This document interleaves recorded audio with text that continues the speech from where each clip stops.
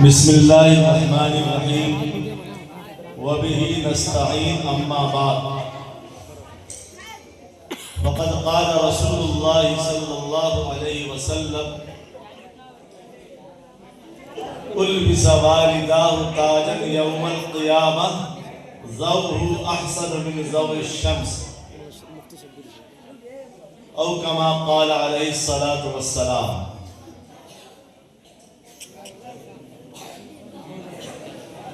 قابل قدر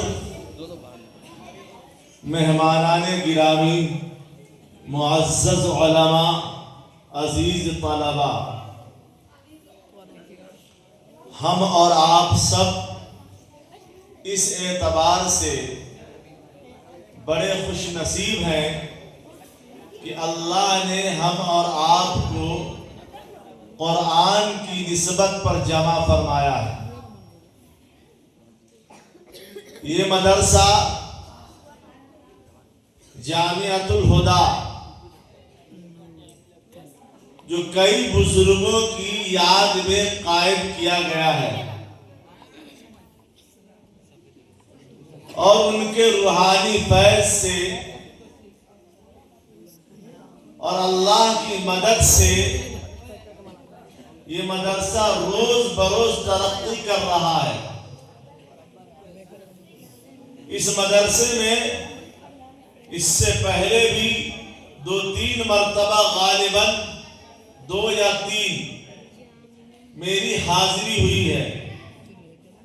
حضرت مولانا دبیر صاحب قاسمی دامت برکاتہم چونکہ میرے پیر بھائی ہیں، اس لیے جب بھی حکم کرتے ہیں کہ حاضر ہونا ہے تو بندہ حاضر ہو جاتا ہے۔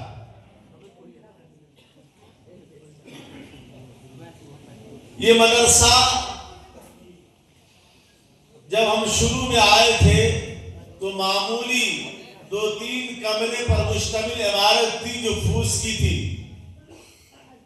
آج اللہ نے شاندار 2 منزلہ مسجد عطا فرمایا اور اللہ نے کئی کمروں پر مشتمل پکی عمارت عطا فرمائی، کافی زمین عطا فرمایا۔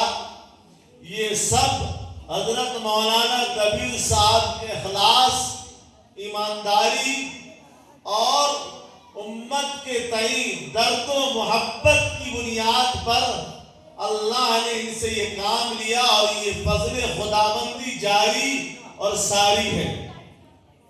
لہذا تمام اساتذہ کرام اور تمام منتظمین مدرسہ اور تمام بہی خواہان مدرسہ اور تمام معین و مددگار اس مدرسے کے اور تمام محبین اور تمام حاضرین قابل قدر ہیں اور اللہ کی جانب سے بہترین اجر کے مستحق ہیں۔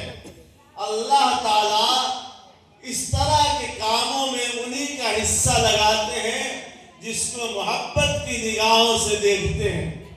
اس لیے یہ دینی ادارہ دینی قلعے ہیں، اس سے اسلام کی حفاظت ہوتی ہے، دین کی آبیاری ہوتی ہے اور لوگوں کو دینی ضروریات کی تکمیل کی جاتی ہے۔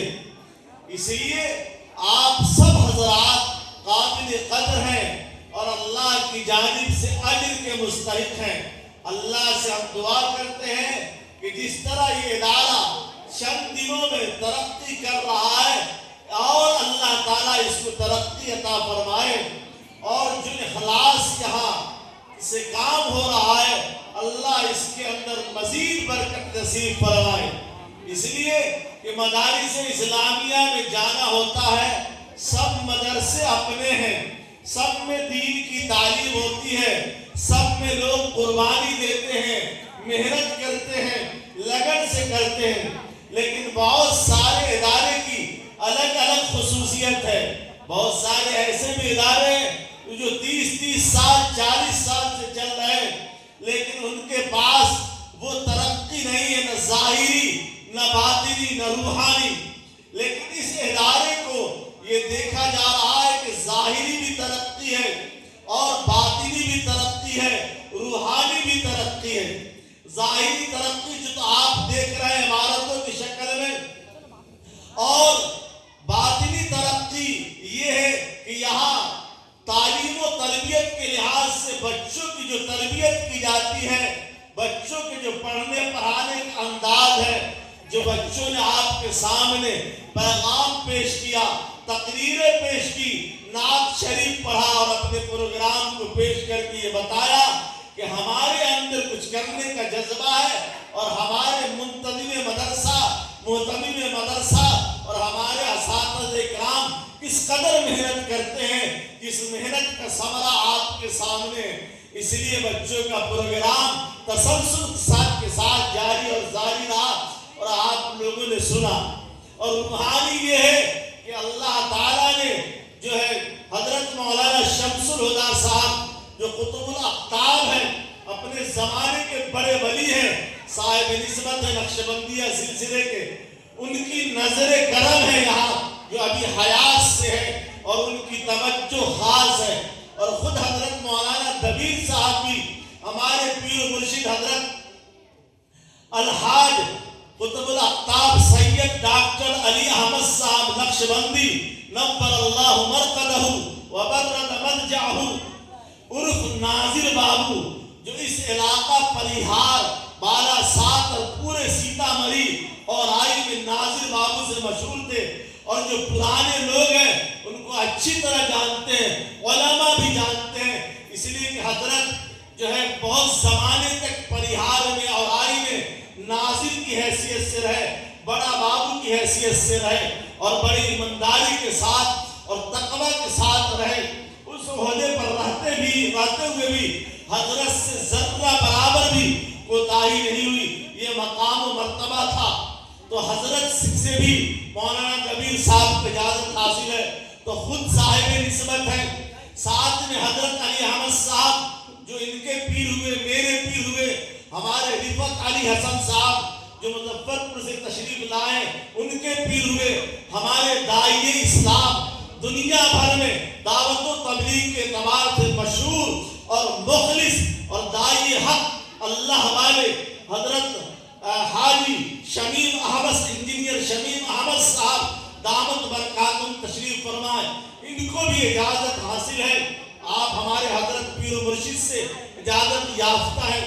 تو اس طرح ان تمام بزرگوں کی نسبت اور روحانی فیض یہاں جاری ہے، اس لیے یہ ادارہ خوب ترقی کر رہا ہے۔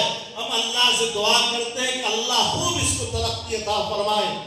دوسری بات کہ یہ حافظ قرآن جنہوں نے حفظ کیا ہے، اللہ ان سب کے درجات کو بلند فرمائے۔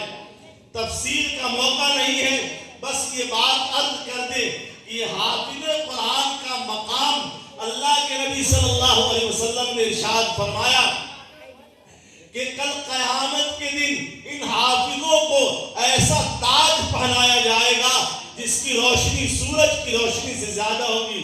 سوچئے جب والدین کو ان کے تاج پہنایا جائے گا جس کی روشنی سورج کی روشنی سے زیادہ ہوگی، تو خود جس کے اندر قرآن محفوظ ہوا، اللہ کی عظیم کتاب محفوظ ہوئی، جس عظیم کتاب کے بارے میں اللہ یہ کہتے ہیں کہ اے لوگوں، دنیا کے تمام لوگوں سن لو، اور خود حافظ قرآن سن لو کہ دنیا کے تمام لوگ دنیا کی بڑی بڑی دولتیں جمع کر لیں، بڑی بڑی ثروت جمع کر لیں، زمین اور مالداری کا جو ہے ڈنکا بجنے لگے، پوری دنیا کی دولت اللہ دے دے، تب بھی وہ ایک طرف، اور قرآن کریم اگر کسی کے سینے میں محفوظ ہے تو وہ تمام دولت سے زیادہ بہتر۔ اللہ نے ارشاد فرمایا هو خیر مما یجمعون، یہ قرآن کریم تمام دنیا کی جمع کردہ دولت سے بہتر ہے۔ اس لیے میرے حفاظ بھائیوں اور عزیز طلبہ، یہ بات یاد رکھنا کہ اللہ نے آپ کے سینے میں عظیم دولت دی ہے، لہذا اس عظیم امانت کی حفاظت کرتے ہوئے اپنے وضع قطع کو درست کرنا، نماز کی پابندی رکھنا، اپنے زبان کی حفاظت کرنا، اللہ والوں کی صحبت میں جانا، اور اپنے آپ کو نیک بنا کر نمونہ پیش کرنا کہ یہ ہے وہ حفاظ کرام جس کے والدین کو تاج پہنایا جائے گا، خود ان کو تاج پہنایا جائے گا۔ اللہ کے نزدیک تمام دولتوں کے مقابلے میں یہ قیمتی ہیرا ہے، جوہر ہے اللہ کے نزدیک، تو اپنے آپ کو قیمتی موتی سمجھنا، اور جب یہ سمجھیں گے تو یقینی طور پر آپ کا مقام و مرتبہ اللہ بلند سے بلند کریں گے۔ اس لیے میرے بھائیوں ان باتوں کو دھیان میں رکھیں۔ اب آخر میں ایک بات اور گزارش کے طور پر ادباً محبت کے ساتھ کہ یہ جو تاج ابھی دستار بندی ہوئی اور پگڑی کی شکل میں اس دنیا میں جو تاج پہنایا گیا، یہ تاج اسی تاج کی جھلکی جو کل قیامت میں پہنایا جائے گا۔ تو حافظ کو بھی پہنایا جائے گا اور کس کو؟ ان کے والدین کو بھی پہنایا جائے گا۔ تب کیوں نہ ہو کہ ہم مدارس اسلامیہ والے جب اس طرح کا پروگرام کریں تو جن کے گارجین آ سکتے ہیں یا آ گئے ہوں ان کے لیے بھی ہار کا انتظام کریں، ان کی نشستیں الگ رکھیں اور ان کو ہار پہنا کر ان کا سواگت کرے اور یہ کہیں کہ یہ حفاظ کرام کے والدین ہیں، تاکہ ان کو بھی خوشی ہو کہ جب دنیا میں میری عزت اتنی ہو رہی ہے تو کل قیامت میں کتنی عزت ہو۔ لہذا اور حفظ قرآن کے حوالے سے، حافظ کے حوالے سے ان کے شوق میں بلندی ہوگی اور ان کو اچھا محسوس ہوگا اور وہ خوشی محسوس کر کے دنیا کے دوسرے لوگوں کو بھی ترغیب دیں گے۔ ساتھ میں اساتذہ کرام جنہوں نے ان بچوں کو حفظ قرآن مکمل کرایا ان کو بھی تاج پہنایا جائے تاکہ ان کو بھی خوشی ہو کہ جب ہم نے یہ محنت کیا ہے تو آج ہماری حوصلہ افزائی اور ہمت افزائی ہو رہی ہے، تو کل قیامت میں بھی ہماری حوصلہ افزائی اور ہمت افزائی ہوگی اور ہمارا اللہ ہم سے راضی ہو کر جنت میں بھیجے۔ حافظ کا مقام و مرتبہ اتنا ہے کہ حدیث شریف میں ہم لوگ سنتے بھی، علماء بیان بھی کرتے ہیں کہ 10 ایسے آدمی جن پر اللہ نے جہنم واجب کر دیا ہوگا ان کو اللہ تعالیٰ جنت میں بھیج دیں گے اس حفاظ کی سفارش میں۔ یہ جو حدیث میں لکھا گیا اور جس کو ہم لوگ بیان کرتے ہیں یہ ادنا درجہ ہے۔ کیا ہے؟ یہ حفاظ کے اپنے عمل اور کردار کی بنیاد پر یہ ادنا درجہ ہے کہ سفارش کا یہ حق دیا جائے گا۔ لیکن اگر حفاظ اپنے علم و عمل اور کردار کے لحاظ سے جتنا بلند ہوگا اتنے لوگوں کو یہ اجازت ملے گی سفارش کرنے کی، یہ محدود نہیں ہے۔ اس لیے حفاظ اپنے آپ کو بہتر بنائے، بہتر سے بہتر بنائے۔ یہ تو حفاظ سے متعلق بات ہوئی۔ اب آخر میں ایک غلط فہمی دور کی جائے یا یوں کہا جائے سبق کو تازہ کیا جائے۔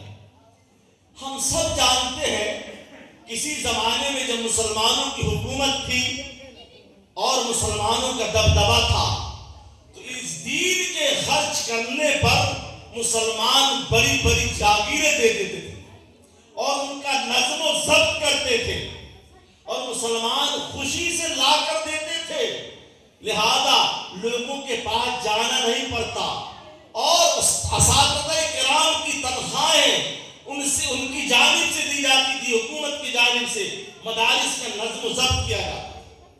لیکن دین جس حال میں، جس اسٹیٹس میں حالات ہوں، ان حالات میں دین کو بچانا اور محفوظ رکھنا یہ پوری امت کی ذمہ داری ہے۔ لہذا جب امت کے علماء اور بحیخواہ اور مسلمانوں نے سوچا کہ مدارس اسلامیہ دین کے قلعے اور علم کے پھیلانے کا ذریعہ اور تعاون حکومت سے بند ہو گیا، مسلمانوں کا دبدبا ختم، حکومتیں ختم، وقار اور عزت ختم، تو اس نظام کو باقی رکھنے کے لیے مسلمانوں سے چندہ کیا گیا۔ اچھی بات ہے، چندہ ہو رہا ہے۔ اب چندے میں زکوٰۃ کی رقم بھی آتی ہے، ہدیے کی رقم بھی آتی ہے، امدادی رقم بھی آتی ہے، نفلی صدقات کی رقم بھی آتی ہے، واجب رقم بھی آتی ہے، ہر طرح کی رقمیں آتی ہیں۔ اب ہم مسلمانوں میں بھی اور علماء حضرات بھی یہ نہ کہیے کہ بھائی کچھ بیان کرنا جمع نہیں، ہاتھ جوڑ کے سمجھا رہے ہیں. تقریر ہم لوگ کرتے ہیں اور یہ کرتے ہیں رمضان کے مہینے میں یا دیگر مہینوں میں کہ بھائی زکوٰۃ نکالا کرو، زکوٰۃ جو ہے مال کی میل ہے، میں اتنا بول کے چپ ہو جاتے ہیں. اب مسلمانوں کے دلوں میں، ان طلباء کے دل میں، علماء کے دل میں یہ خیال ہوتا ہے کہ ارے یار ہم کیا ہیں، ہم تو وہ انسان ہیں جو ہم نے میل کچیل کھا کر پڑھا ہے. بس بیچارہ حافظ بھی احساس کمتری کا شکار، مولانا بھی احساس کمتری کا شکار، یہ مسلمان بھلا اچھا نیک طبیعت کا آدمی بھولا بھالا یہ بھی غلط فہمی کا شکار، احساس کمتری کا شکار، اور دلوں میں یہ بات بیٹھ جاتی ہے اچھا اس مدارس میں پڑھنے والے یہ میل کھاتے. اب جہاں دیکھیے جو بات آئے گی تو شوشا چھوڑیں گے، زکوٰۃ کا بنا. بھائیو یہ بات خوب اچھی طرح جان لیجیے، پوری ایمانداری کے ساتھ بول رہا ہوں. زکوٰۃ میل ہے، کچیل ہے، گندا مال ہے، کس کے لیے؟ غریبوں کے لیے، مدارس کے طلباء علماء کے لیے، غریب رشتہ داروں کے لیے، غریب پڑوسیوں کے لیے، غریب بھائیوں کے لیے، اس کے لیے میل ہے؟ نہیں نہیں نہیں نہیں، ان کے لیے میل نہیں ہے. یہ تو اللہ اپنے دینی نظام کو باقی رکھنے کے لیے یہ مدد کا طریقہ جاری کر دیا ہے، اور انسانی ہمدردی کو فروغ کرنے کے لیے یہ زکوٰۃ کا نظام چلا دیا.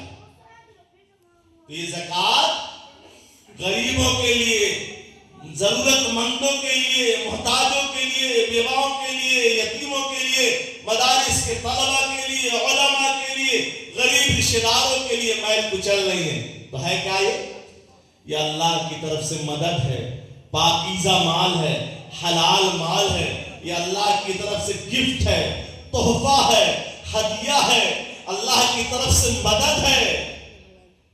تو پھر میل کس کے لیے؟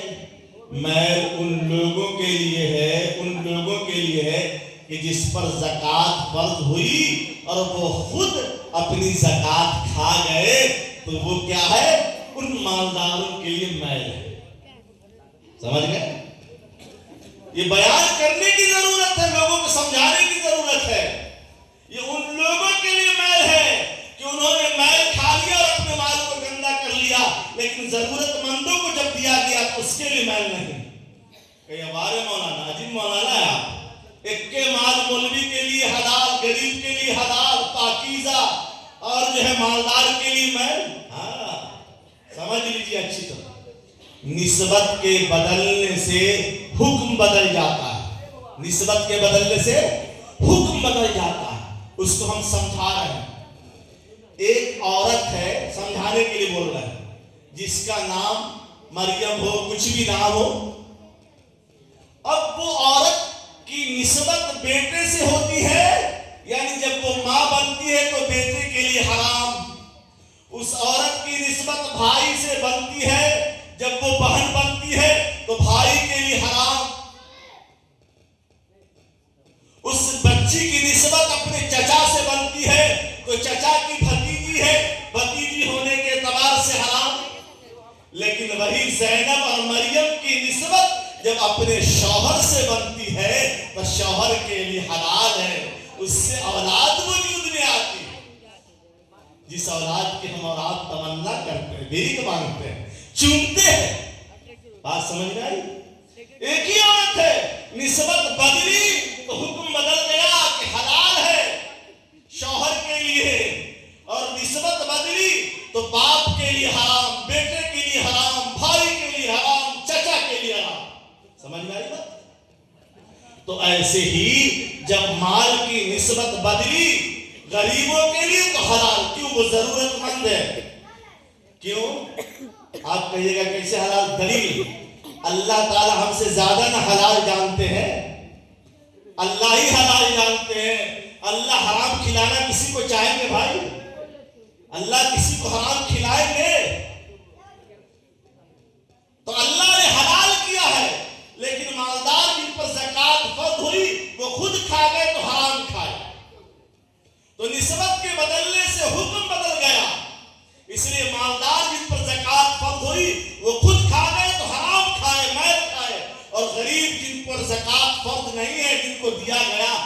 کے لیے حلال ہے، حلال۔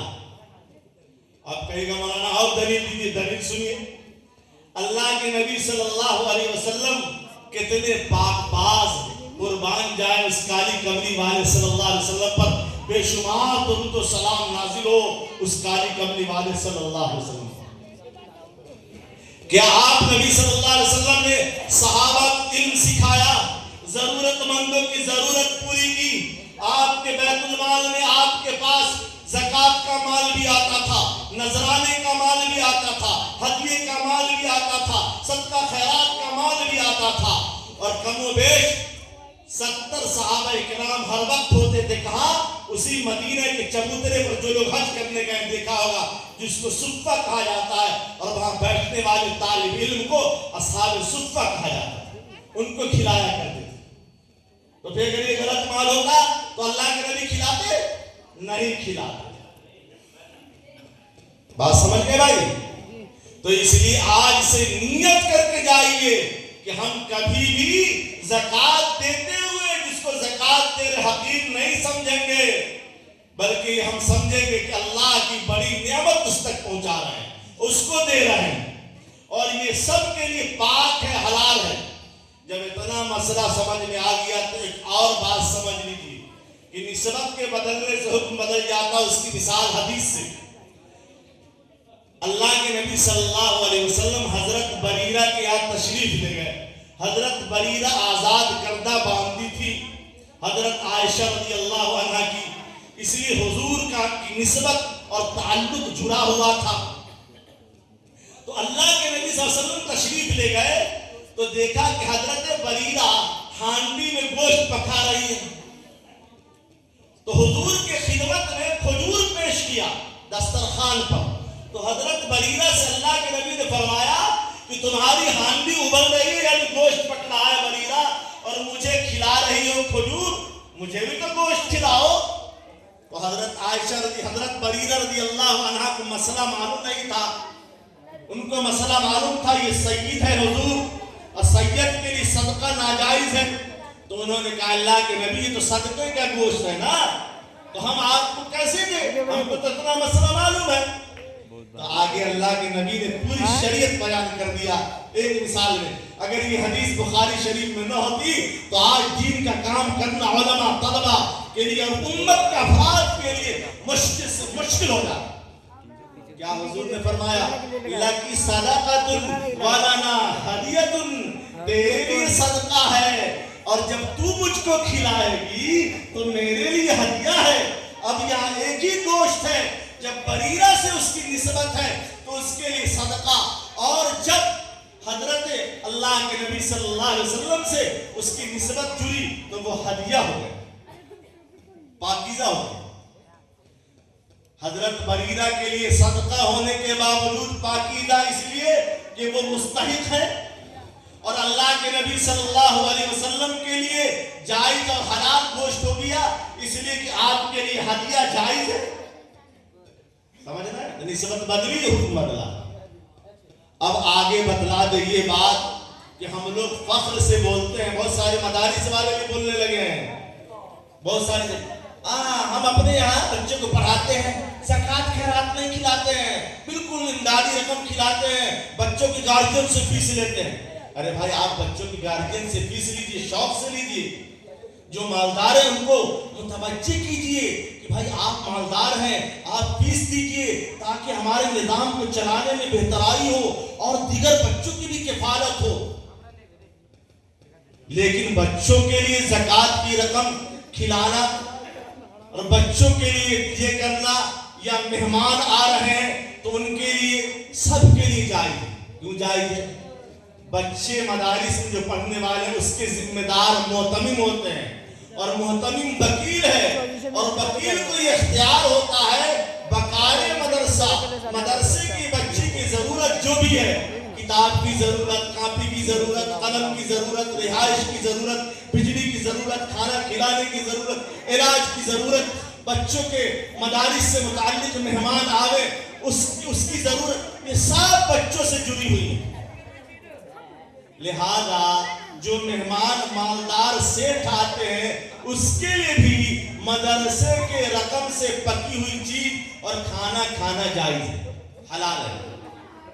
अगर हलाल ना होता तो हम सब का मकाम व मर्तबा अल्लाह के नबी से कभी बड़ा हो सकता है भाई? लेकिन हुजूर हजरत बरीरा का सदका का गोश्त खा रहे हैं और वो उनके लिए हदिया हो रहा है, तो आपके लिए भी हदिया है। अलबत्ता अगर आप मालदार हैं, अल्लाह ने वुसअत दी है, तो हम सब जानते हैं कि मदारिस का निज़ाम इन मुसलमानों के जरिए चलता है, मुसलमानों के ताउन से चलता है। तो अलग से हम 2000 की रसीद कटा दे, 5000 की रसीद कटा दे। लेकिन मदारिस में अगर आप मेहमान बन के जाए और मदारिस के मुंतजिम अगर आपको कुछ खिला पिला दे मदरसे से, तो आपके लिए जायज़ है मालदार होने के बावजूद। ये अलग बात कि कोई मदरसा वाले अपना ये करे कि हम इमदादी रकम से ही हर चीज बनावेंगे, मेहमान की मेहमान नवाजी करेंगे, अच्छी बात है, उसमें कोई रोक टोक नहीं। लेकिन मैंने शरीयत बताया कि जायज़। अल्लाह हम सबको अमल की तौफीक अता फरमाए और ज़कात के हवाले से जो गलत फहमी है उसको दिलों से निकाल दे, और जो हक़ारत है उसको अल्लाह ताला बचा दे, उससे बचा दे। इसलिए अजीज तलबा फ़ाज़िल किराम, आपसे मुखातब हैं हम कि आप हजरात अपने आप को छोटा कभी नहीं समझिएगा, बल्कि अल्लाह का वो नुमाइंदा समझिएगा कि अल्लाह ने जो दीन की हिफाजत की जिम्मेदारी ली है, उस निज़ाम का अल्लाह ने आपको सिस्टम बनाया है, आपको हिस्सा बनाया। आखिर में गुजारिश है बतौर मिसाल के कि हर तालिबी इल्म को अपने बड़ों की इज्जत और एहतराम करना चाहिए, अपने उस्ताद का एहतराम करना चाहिए। उस्ताद का मकाम व मर्तबा कितना है, एक मिसाल बतला देते हैं। हजरत हारून रशीद रहमतुल्लाह अलैह बड़े इल्म दोस्त बादशाह गुजरे हैं, खुद बुजुर्ग साहिब निस्बत थे, बड़े अल्लाह वाले थे। उनके पास दो बेटे थे, अमीनुर रशीद, मामूनुर रशीद। वो दोनों हजरात असातिज़ा किराम के पास पढ़ते थे। एक दिन मस्जिद में नमाज पढ़ने गए, उन बच्चों के उस्ताद नजर आ गए। तो ये बच्चे बादशाह के बेटे होने के बावजूद जो है असातिज़ा किराम की जूतियों को उठाया, उनके पाँव में पहनाया। तो हारून रशीद रहमतुल्लाह अलैह जब दरबार में गए तो बहुत खुश थे। वजीरों ने पूछा, आज आप बहुत खुश हैं? तो कहा, हाँ, आज मुझे इस बात की खुशी है, इस बात की खुशी है कि आज मुझे पता चला कि उस्ताद का मकाम व मर्तबा इतना ऊंचा है कि बादशाह के बेटे उनके जूते उठाए हुए थे। तो अल्लाह ने आप लोगों को दीन का उस्ताद बनाएगा मुस्तकबिल में, और आपके जो असातिज़ा हैं उनका आप एहतराम बजा लाएं, और अपने मदरसे के तई, अपने मुहतमिम साहब के तई, अपने मुंतज़िमीन मुखलिसीन के तई तमाम के लिए दुआ गो रहें। जो इंसान मोहसिन की कदरदानी करता है, अल्लाह ताला उनके दर्जात को बुलंद फरमाता है। आखिर में एक वाक़या सुना दे, उसके बाद आखिर दावा कह देंगे। हजरत अली मियाँ नदवी रहमतुल्लाह अलैह बड़े आलिम थे, सब लोग जानते हैं। अली मियाँ नदवी रहमतुल्लाह अलैह, मियाँ नदवी इतने बड़े आलिम थे कि उनकी किताब पूरी दुनिया में पढ़ी जाती थी, और उनको खाना काबा की चाबी स्पेशल तौर पर मिली हुई थी सऊदीया हुकूमत से। जब आप आइए तो खोल लीजिए, आपको ऑर्डर की जरूरत नहीं है, आप अंदर जाइए, ज़ियारत कीजिए। इतने बड़े आलिम। मिस्र में उनका बयान था जामिया अज़हर यूनिवर्सिटी में, तो बयान था तो वहाँ अरब उलमा भी मौजूद थे, लोग मौजूद थे। उनकी किताब वहाँ भी लाइब्रेरी में उलमा पढ़ते हैं।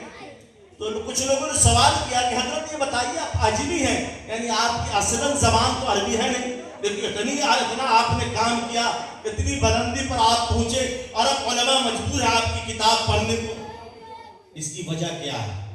तो हजरत ने फरमाया कि जब आप लोगों ने पूछ दिया तो बता देते हैं, हमको तो कुछ आता जाता नहीं है, कुछ मेरे पास तवाज़ुन फरमाया, आजिज़ी इंकिसारी के तौर। अलबत्ता दो चीज हमने बहुत ज़माने से किया है और करते आ रहे हैं। कहा, एक तो ये कि रात में तिहाई रात में उठते हैं और 2-4 रकात नमाज तहज्जुद की पढ़ लेते हैं, और उसी वक्त दुआ करते हैं, अल्लाह मुझ पर फलाने ने एहसान किया, मेरे बाप ने किया, मेरे माँ ने किया, मेरे उस्ताद ने किया, पूरी उम्मत ने किया, फला ने किया, या अल्लाह जिन एहसान करने वालों के नाम हम जानते हैं वो भी, और जिनके नाम हम नहीं जानते वो भी, अल्लाह उनको आप अपनी तरफ से दर्जात की बुलंदी अता फरमा, आप अपने खजाने गैब से अता फरमा। बस ये मेरा मामूल है, ये करते हैं। शायद उसी की बरकत से अल्लाह ने आज आप लोगों के दरमियान दीन की बात कहने का मौका इनायत फरमाया। تو اس لیے میرے عزیز طلباء، میرے پیارے بچوں، اپنی عادت بنائیے کہ اپنے اساتذہ کے لیے، امت مسلمہ کے لیے، اپنے مدارس کے محسنین مخلصین کے لیے، اپنے ماں باپ کے لیے دعاؤں کا اہتمام کریں گے۔ آپ کی تطلاتی زبان میں بھی اللہ سنے گا اور آپ کی دعاؤں کو قبول کرے گا۔ اور جب آپ اس قدر احسان مند بن کر زندگی گزاریں گے تو اللہ تقویٰ بھی عطا فرمائے گا، صلاح بھی عطا فرمائے گا، عزت بھی عطا فرمائے گا، برکت بھی عطا فرمائے گا، اور آپ کو مقام و مرتبہ سے نوازے گا۔ آپ حضرات بھی اپنے محسنین کے لیے دعا کرنے کے عادی بنیے، معمول بنائیے۔ ہم امید کرتے ہیں کہ آپ حضرات کی باتوں پر توجہ دیں گے۔ اللہ ہم سب کو عمل کی توفیق عطا فرمائے۔ جو باتیں کہی گئی اللہ میرے اندر، آپ تمام حضرات کے اندر اللہ تعالیٰ اس کو پیوست فرمائے، اور جو کمی رہ گئی ہو اللہ اس کو معاف فرمائے اور اس کو دلوں سے نکال دے، ذہن سے نکال دے۔ وآخر دعوانا ان الحمدللہ رب العالمین۔ اخیر میں یہ کہہ دے کہ اللہ تعالیٰ حضرت مولانا دبیر صاحب قاسمی دامت برکاتہم کو بے انتہا اجر عظیم سے نوازے اور اجر جزیل سے نوازے کہ انہوں نے چند دنوں میں بڑی محنت اور ایمانداری کے ساتھ اور مخلصانہ جذبے کے ساتھ اس ادارے کو پروان چڑھایا ہے۔ اس کا بہتر بدلہ تو اللہ ہی دے گا، لیکن اس کی بنیاد پر ان کی نسلوں کو بھی اللہ آباد فرمائے، شاد فرمائے، اور ان کے مدرسے کے فیض کو تا قیامت جاری اور ساری فرمائے۔ آمین برحمتک یا ارحم الراحمین۔